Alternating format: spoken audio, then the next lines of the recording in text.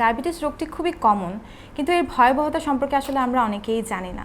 Ma'am, আপনি যদি একটু বলতেন ডায়াবেটিক রেটিনোপ্যাথি জিনিসটা আসলে কি? আমরা তো জানি যে ডায়াবেটিস কি, এটা রক্তে শর্করার পরিমাণটা বেড়ে যাওয়াকে বলে ডায়াবেটিস। এটা ইনসুলিন নামক একটা হরমোনের কার্যকারিতা কমে যাওয়ার জন্যই হয়। আর এই ডায়াবেটিসটা কি করে, শরীরের বিভিন্ন অঙ্গকে অ্যাফেক্ট করে তার রক্তনালীর মাধ্যমে। তো রক্তনালীর দুটো পোর্শন আছে না, একটা ম্যাক্রো যেটা আমরা খালি চোখে দেখি আর্টারি ভেইন, আর আরেকটা আছে ম্যাক্রো যেটা আমরা মাইক্রোস্কোপে দেখি। এবং আমাদের যে অক্সিজেন বা আমাদের খাদ্য যে টিস্যুগুলো পায় সেটা এই মাইক্রোভাস্কুলারের মাধ্যমে। চোখে বা কিডনি, ব্রেইন যেখানেই বলি না কেন, এই মাইক্রোভাস্কুলেচারগুলো যখন ডায়াবেটিস হয় বা শর্করার পরিমাণ বেড়ে যায় তখন সেটা এফেক্ট করে, এই মাইক্রোভাস্কুলেচারগুলো এফেক্ট করলে কি হয়, ওর ভ্যাসেলগুলো লিক করলে পানি এসে জমে টিস্যুতে, রক্তক্ষরণ হয়। তারপরে হলো যে চর্বি এসে জমে। এবার আসে রেটিনা কি। রেটিনা হলো চোখের ভিতরের স্নায়ুপর্দা, একদম ভিতরকার স্নায়ুপর্দা। আমরা যদি চোখটাকে একটা ক্যামেরার সাথে তুলনা করি, তো রেটিনাটা হলো ক্যামেরার ফিল্ম যা দিয়ে আমরা দেখি। তো সেখানে অনেক রক্তনালী আছে এবং ছোট ছোট রক্তনালী আছে, যেটাকে আমরা কশেরুকা বলি বাংলায়। তো তা অ্যাফেক্ট হয় ডায়াবেটিস অনেক দিন থাকলে। তো রেটিনাতে এসে সেই লিক করে ভ্যাসেলগুলো, ডায়াবেটিসের কারণে পানি এসে জমে, চর্বি এসে জমে, ব্লিডিং হয়।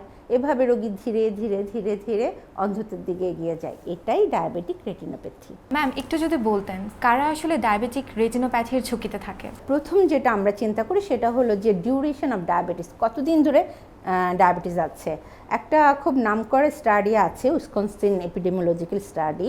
ওই স্টাডি অনুযায়ী যদি রোগীর 20 বছর ধরে ডায়াবেটিস থাকে তাহলে টাইপ 1, দুই ধরনের ডায়াবেটিস আছে, টাইপ 1 অ্যান্ড টাইপ 2। টাইপ 1 ডায়াবেটিসে প্রায় সবাই, টাইপ 2তে 60%-এরও বেশি ডায়াবেটিক রেটিনোপ্যাথি কোনো না কোনো স্টেজে ডায়াবেটিক রেটিনোপ্যাথিতে তারা সাফার করে। এটা একটা ইম্পর্টেন্ট। 2 নম্বর ইস্যু হলো যে আনকন্ট্রোল ডায়াবেটিস। হ্যাঁ, uncontrol diabetes is very very bad. হ্যাঁ, খুবই খারাপ একটা ব্যাপার। এতে চোখ খুব ভালোভাবেই আক্রান্ত হয়। 3 নম্বর উচ্চ রক্তচাপ, যাদের সাথে সাথে উচ্চ রক্তচাপ আছে সেটা যদি নিয়ন্ত্রিত না থাকে তাহলেও ডায়াবেটিক রেটিনোপ্যাথিতে আক্রান্ত হবে।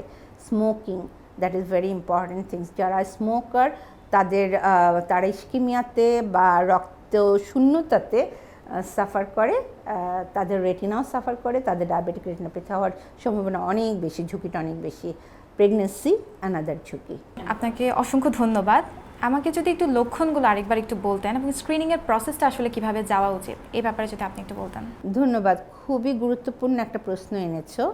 ডায়াবেটিক রেটিনোপ্যাথি আসলে একটা নীরব ঘাতক। এটার রোগী বা একজন মানুষ তার রেটিনাটা ডায়াবেটিস আক্রান্ত হয়েছে কিনা বা চোখটা ডায়াবেটিস আক্রান্ত হয়েছে কিনা এটা আসলে সহজে বুঝতে পারে না, সে নোটিস করতে পারে না।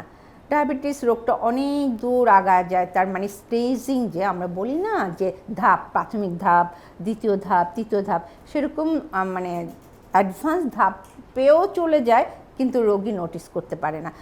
ইলিটারেট পার্সনরা মোটামুটি পারে, একটু যারা পড়ালেখা ছাড়া অন্যান্য প্রফেশনগুলোতে আছে তাদের এটা ধরতে একটু সময় লেগে যায়। যার জন্য আমরা বলি যে আপনি বা আপনারা যদি ডায়াবেটিক হয়ে থাকেন বা আপনার পরিচিত কেউ যদি ডায়াবেটিস রোগে আক্রান্ত হয়ে থাকেন, যখনই জানবেন তখনই চোখটা পরীক্ষা করিয়ে নেবেন, বিশেষ করে রেটিনাটা পরীক্ষা করিয়ে নেবেন।